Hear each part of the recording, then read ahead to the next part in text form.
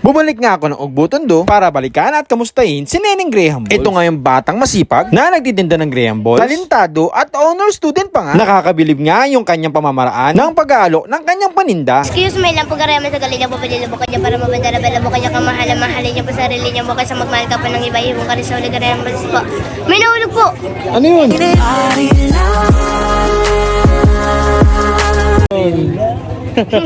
Ang galing din no? Neneng, Hi po! kamusta na? Okay lang po. Kamusta sabi ng mga tao sa'yo?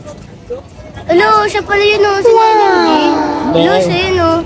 Yung may nahulog, tapos ito, Ay, galing. Galing naman. Na-interview ka na ni ni ano po, si Mark Logan. po. Oh, nakita ka na sa TV, no? Opo. Nice. So, ano mo sasabi mo sa mga fans mo ngayon? Yung mga nakakakilala sa'yo? Maraming salamat sa inyo dahil sa tinutulungan niyo kami.